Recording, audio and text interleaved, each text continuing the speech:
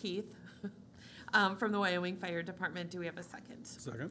Second by Member Onstad. All in favor? Aye. Opposed?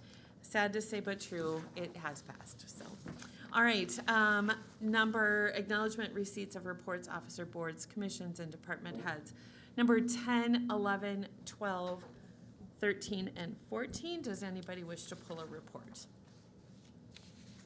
Seeing none, we'll move on to old business, number 15, to consider resolution 2312-133, a resolution amending the existing conditional use permit for the expansion of exterior storage in the industrial district at 26443 Fallbrook Avenue.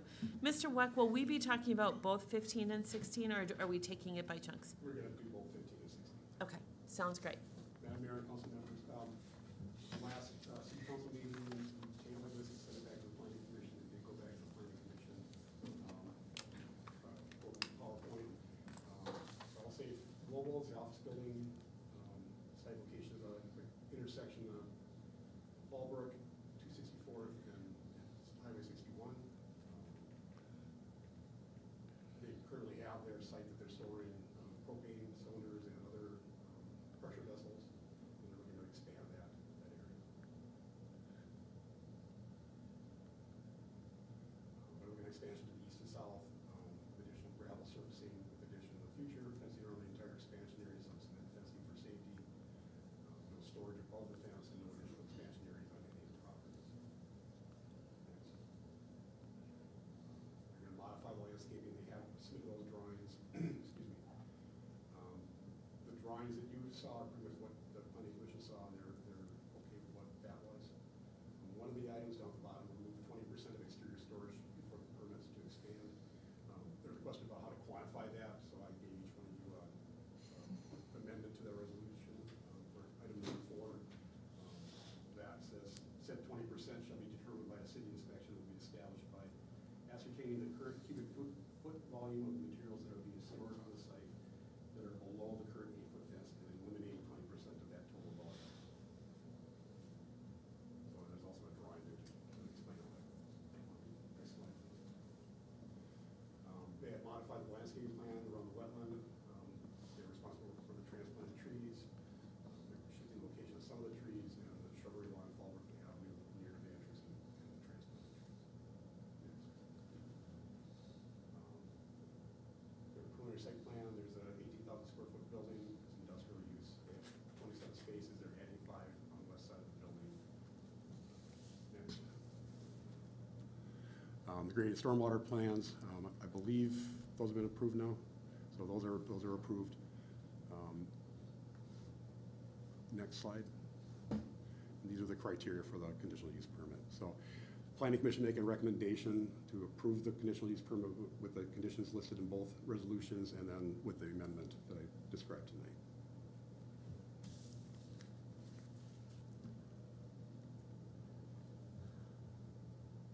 And that's all I have. Sorry. No, that it? Yeah. Okay, sounds good. So I'm gonna start with some questions, if that's okay. I was the one who asked about quantifying that 20%. And as I look at this, there's a couple things I have a question on. So one of that is the 20% shall be determined by the city inspection and will be below the current 8-foot fence. Right now, I drove by that.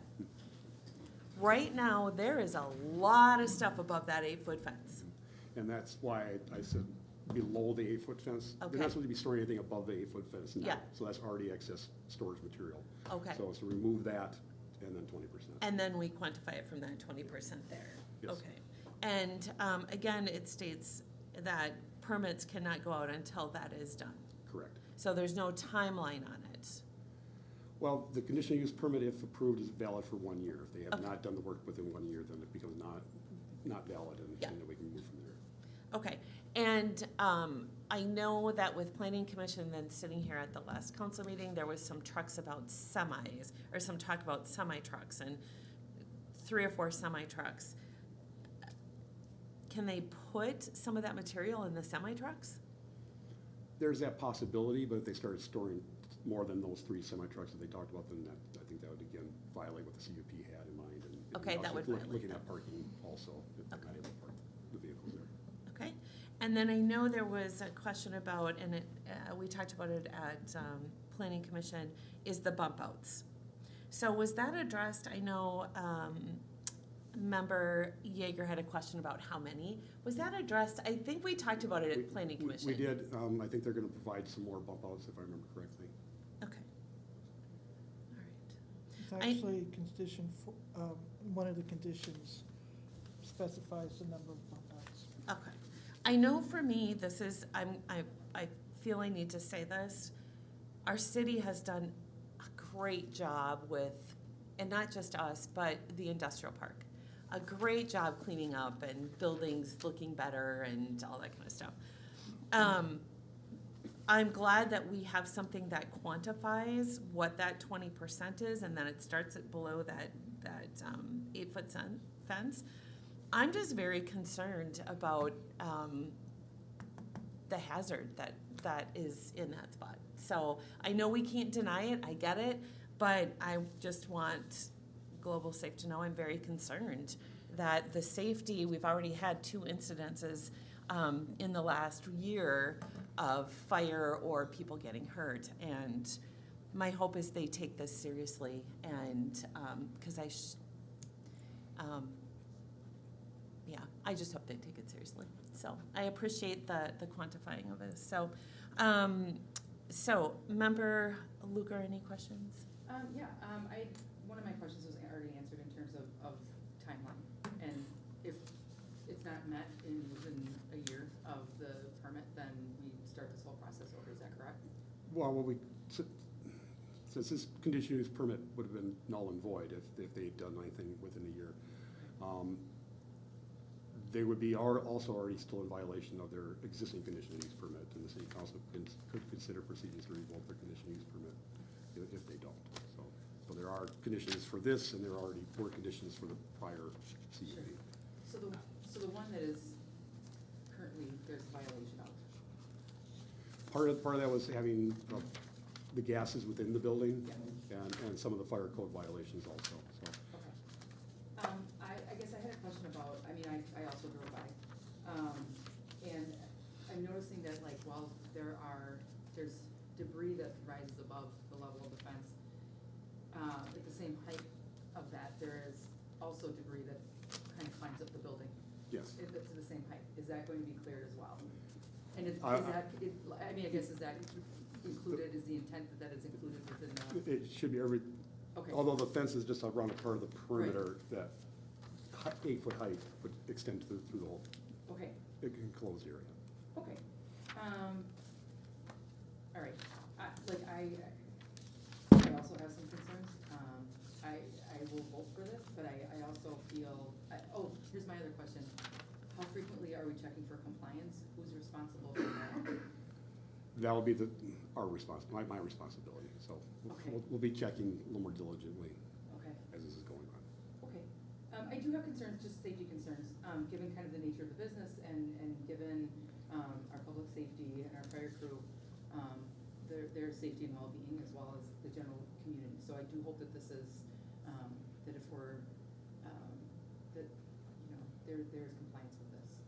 Because I do think that there's a potential for it to impact not just the employees, but anybody who's in there checking up, or if there is a reasonably avoidable emergency that would impact the community as well. So that's kind of my 2 cents on it. Thank you. Member Yeager. When you ascertain the 20%, are you eyeballing it, or are you using a ruler? I was going to use this tape measure height to width and depth. Okay. So. And since this came up at the last minute, are you okay with it? Yes. Okay. Yeah, that's all I had. And I would also like to thank you again for your efforts in complying. Member Onstead.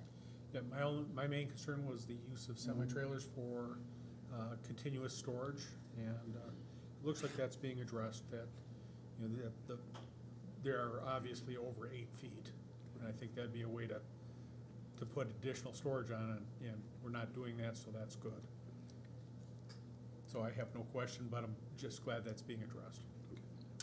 All right, well, then we need a motion to approve Resolution 2312-133, a resolution amending the existing conditional use permit for the expansion of exterior storage in the industrial district at 26443 Fallbrook Avenue. Do we have a motion to approve? So moved. May I Motion. make a friendly amendment? Oh. Yep, That on the both resolutions, condition 4, the verbiage on condition 4 be expanded to include the additional verbiage that Mr. Weck presented Yeah. us with tonight. is that what you were gonna say? Yeah, sorry about that. Yeah. So, we have a first with a amendment regarding the new number 4, adding in the quantifying of the 20% of total volume. Member Yeager, do you want to make the second then? Sure. Okay, so we have a first and a second. All in favor? Aye. Opposed? So approve number 16 to consider resolution 2312-134, a resolution approving a site plan review application for the expansion of exterior storage in the industrial district 26443 Fallbrook Avenue. Nothing new on that one. Okay, so we're good. Okay, so we need a motion to Do we have approve. the same thing? Same Same thing? Oh, thing. same thing. Okay. So you need to, Ditto. all right, you need to make a motion to approve the resolution, whatever, Yeah. with the additional verbiage on condition 4 that Mr. Weck presented tonight, added to condition 4. Are you making the first on that, Linda? Sure, fine. Okay, do we have a second? I'll second that. Okay, I saw Mr. Lunan when I said ditto, kind of went, no, that's. So, all right, all in favor? Aye. Opposed, so approved. All right, new business, number 17, to consider the conditional offer to Rebecca Peterson for the Reserve Cadet Officer position. Chief Bauer? Yes, please. Madam Mayor, members of council, requesting permission to, or approval to provide a conditional offer to Ms. Rebecca Peterson. She's been a reserve with our department for well over 2 years, very committed to the department. I'm sure you've seen her at community events. This is part of the new program for the Reserve Cadet Program that we would be looking at moving her forward with these conditions that are listed, the successful completion of the background, which is mostly completed already, submitting to a pre-employment psychological evaluation, a functional test, and medical screening and drug screening, and then finally your approval.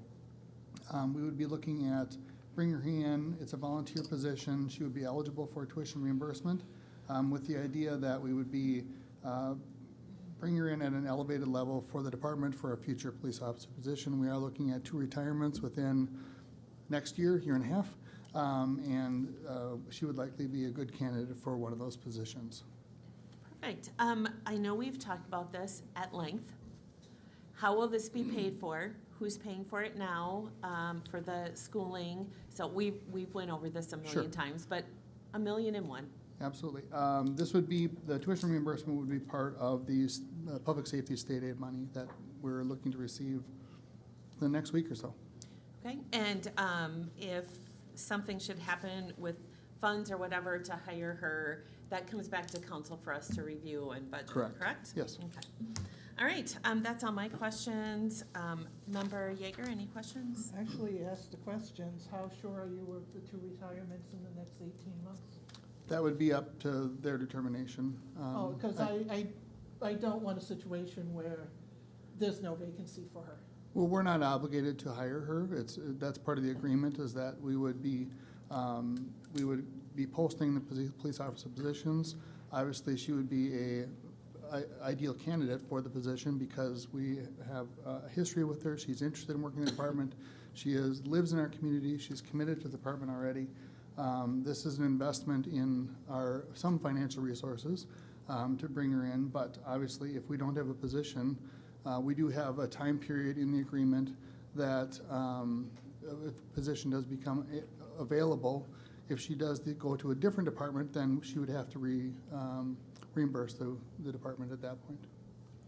And if there's no position available, we still pay her tuition? That would be already paid out, yes. Okay, thank you.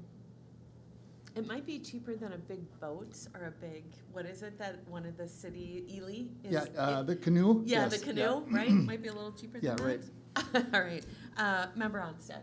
No questions. Okay, and Member Luker. I have no questions. I'm thrilled that we found a candidate so quickly. Yeah, it's a And cool when I cool say we, I mean opportunity. you. Yeah, no, thank you. All right, we need a motion to approve the conditional offer to Rebecca Peterson for the reserve cadet officer position. I'll make the first motion. Do we have a second? Second. Second by Member Onstead. All in favor? Aye. Opposed? So approved. Number 18, to consider adopting an earned sick and safe time, ESST, policy as required by Minnesota state statute and updating the Wyoming personnel policy to reflect the addition of the approved policy.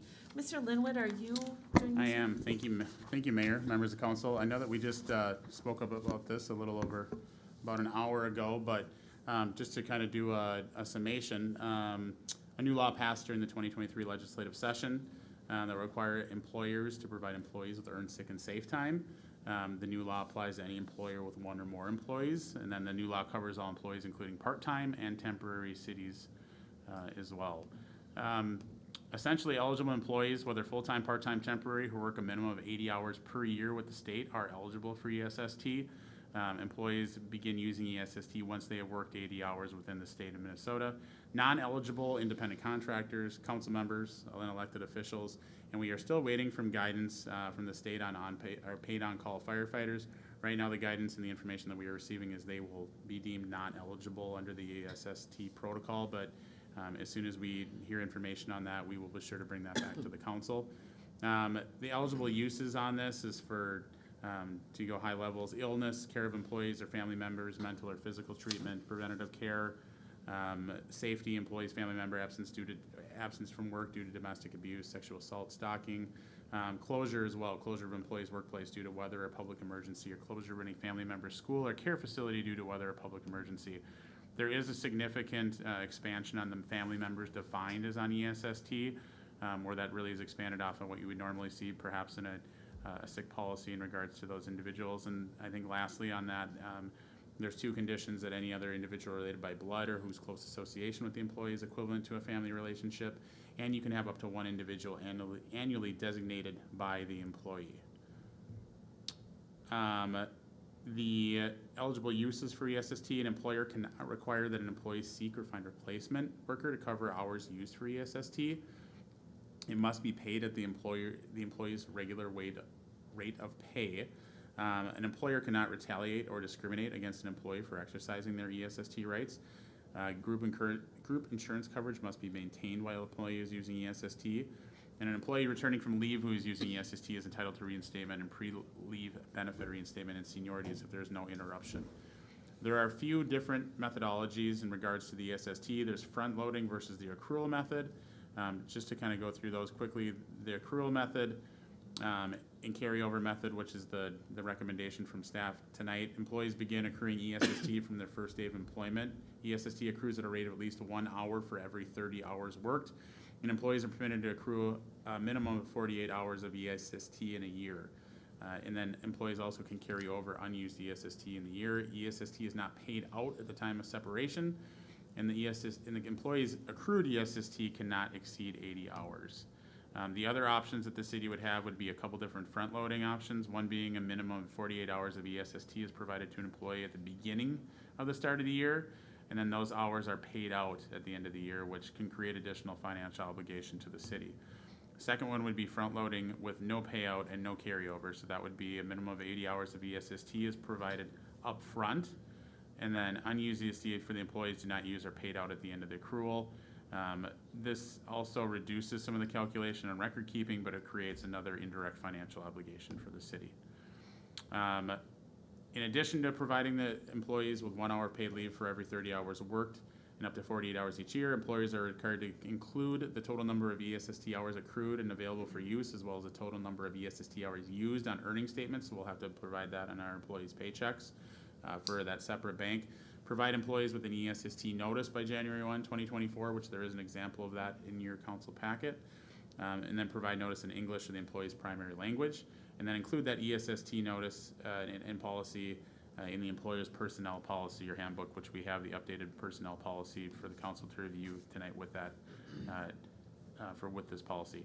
Currently, all three of our collecting bargaining units, we have two for LELS and the local 49ers, and all of our non-union employees are on a sick leave and vacation policy.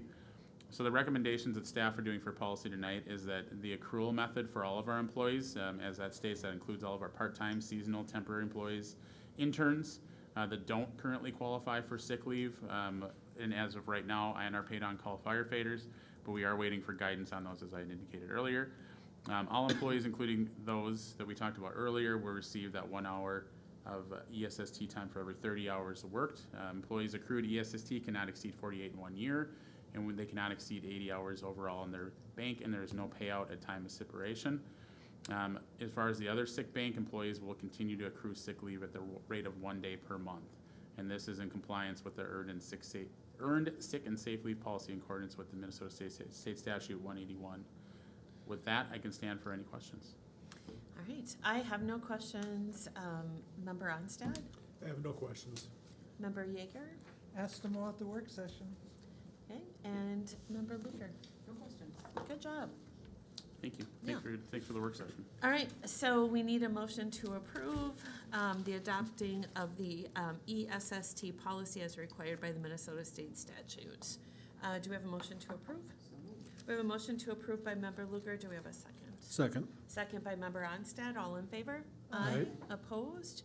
So approved. Number 19, to consider Resolution 23-12-140, a resolution approving a contract extension with Hayden Advocacy and Law as lobbyists for the city of Wyoming.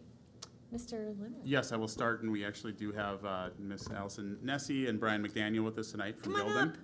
So they're available for any questions the council may have. But just to give a little background, the city has continued to work over the last few years towards the construction of a public safety building for our police and fire departments. We've continued to work with local legislators and MMB members and our capital request for funding in that project. The city agreed to a contract with Hilton in February of 2023 through the end of the year. That it does expire here shortly. They've continued to work, as some of you can see through some of the content in the proposed, to continue momentum and project awareness among important individuals on the MMB within the Senate and the House. Secure state capital investment funds for our new facility, strengthen the city Wyoming's relationships with state senators and House and Capital Investment Fund, as I already said, and provide strategic advice, monitor relevant press events, committee hearings, floor sessions, organize legislative meetings, and communication.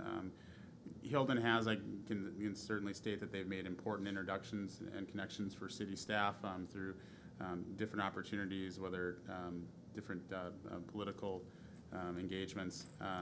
They have been instrumental in receiving our tour from the Senate from MMB back in October, and they continue to work on having Wyoming added to the visit in January, which I will allow them to give us an update on our House visit for January. And we are continuing the use of them, and I think it is really critical for our capital request to move forward to have hope of being included in the MMB and bonding bill in May. So with that, staff is recommending to continue our contract with Hilden through June, end of June this year, the amount of $19,800. And with that, I can, if Mr. McDaniel or Ms. Nessie would like to say anything, they certainly can. If any questions council has for myself or them, feel free. Great, thank you. Good evening, Mayor, council members. Allison Nessie with Hilden Advocacy and Law. We are thrilled to hopefully continue working with the City of Wyoming on your capital investment request. Since we were first before you in February, we've made, I would say, a significant amount of progress with going through the state agency MMB process, getting the project formally submitted so that it can be included in the MMB capital investment local project requests, which the committee then uses to vet local project requests, and then the House and Senate use to put together their bonding tours. And bonding tours are absolutely not a given if you submit a request, so we were very fortunate and thankful to have the House Capital Investment Committee visit the Public Safety Center in September, and then the Senate will be visiting in January, January 17th. And so it's great for the project awareness, but also it is a question that's always asked by the committee whether or not the the project received a tour visit, because that's a signal of further vetting and interest by the committee in the project. So we're happy to stand with for any questions, go over any outlooks that they're predicting for the next legislative session, whether it be budget or bonding, but just happy to have a dialogue. All right, sounds good. Member Luker, do you want to go first?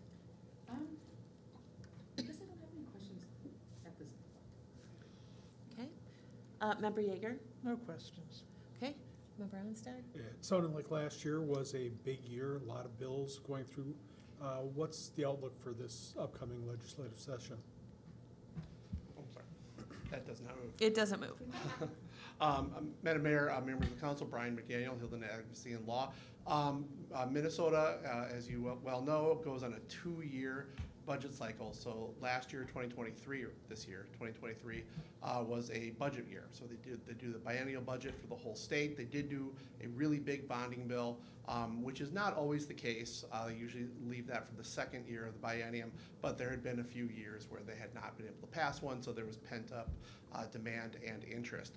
Going into 2024, there is, it seems funny to say, a small $2.4 billion budget surplus, but compared to the $18 billion they had before, it is a little small. So a supplemental budget is possible, but the political winds, the political, what we're hearing from the House and Senate majorities are they're preaching lower expectations on supplemental budgets. I don't think that they're going to be able to get away with not doing some, but I also don't think that they're going to spend the surplus down to zero. There is absolutely a plan to do a bonding bill. What our project would be eligible for general obligation bonds. However, a GO bill requires minority support. With the Democrats in control of the House, Senate, and Governor's office, ultimately, if they can't negotiate those votes, they can always go with a cash-only bill, which of course is something that we would be, pushing to be in as well. And I just want to brag on my teammate a little bit. This will be my 24th year working up at the Capitol, and the bonding tour game of musical chairs that happens is something that I've witnessed for 24 of those 24 years, and it is very, very, very encouraging that we not only have a House tour, but a Senate tour. That does not happen very often, and certainly not in an area that's largely represented by the minority party. So I'm extremely excited. I'm very enthusiastic about what next year might bring for the city of Wyoming, and we're very, very happy that you are allowing us to be part of it. Thank you. I will have to say this, extremely excited about what has gone on in the last 6-9 months, whatever it's been. We are a nonpartisan city, and you've given us a lot of opportunity to be in front of as many people at the state capitol as possible. And we could not have done that on our own. I think we've tried for years, and it's exciting to know that people know our name when they hear the city of Wyoming, which before they didn't, right? So that's very exciting. And that's thanks to Allison for really being in there and asking us to attend a lot of things. And so I just say kudos. I'm 100% for this. It's been a long road, but I think our name is there, and kudos to you for doing that. We're getting what is being paid for. So if there are no other questions, I will move to approve Resolution 23-12-140, a resolution approving a contract extension with Hilden Advocacy and Law as lobbyists for the city of Wyoming through June 2024. Is that what you wanted on there, Rob? Because I think we talked about June. Correct. That is Okay. It is appropriately identified within the contract as a resolution. Okay, perfect. Do we have a second? Second. We have a second by Member Onstad. All in favor? Aye. Opposed? So approved. Look forward to working with you again through the session. Ask one question. Yeah. Can you tell us about January? Yes, I was gonna Oh, share yeah. that too. Yes, Sorry. so the Senate, the Senate visit, which like I said, we're very extremely excited about, will be January 17th at 11:20 a.m. and you are all invited, certainly, and that will be at the Wyoming Police Department. We did just find out, so that tonight was the big reveal. That's very exciting. I had to miss the first one, so I'm very happy that I can attend the second one, and just the fact that we're on their radar is awesome. Absolutely. So, all right, thank you so much. Thank you all very much. Yes. All right, council reports. We will start with Member Yeager. Oh, well, I attended the work session before the meeting, and I wish to wish all of you watching a happy holiday. Thank you for watching, and I hope you have a very prosperous new year. All right, Member Onstad. I attended the work session prior to this. Thank you for attending. Thanks for everyone watching. All right, Member Luker. I also attended the work session earlier tonight, as well as the Joint Sewer Commission meeting last night. Okay, thank you. I attended the Planning Commission, the Chisago County Joint Sewer Commission as well, and the work session, and I'm hoping that Chief Bauer, he's famous on social media with an award that was received for the city of Wyoming, so if you could just give us an update on that. Sure, thank you. The Masonic Lodge in Forest Lake donated 7 fire suppression tools. Essentially, looks like it's a hard, heavy orange box that pull a pin on it. A police officer can deploy it in a structure that's on fire or starting to be on fire. And it deploys an aerosolized particulate that reduces the temperature and delays that fire from expanding, allowing our fire department to respond. It's a very generous donation. We have one for every police vehicle, and awesome use of resources and very valuable for us. Yeah, thank you. Yeah. When I read that, I know you had it on council, but it was on Facebook too. Yeah, it's very so, cool. Yeah, perfect. All right, with that, we need a motion to adjourn. We have a motion to adjourn. Do we have a second? Second. We have a second. All in favor? Aye. Opposed? We're adjourned at 7.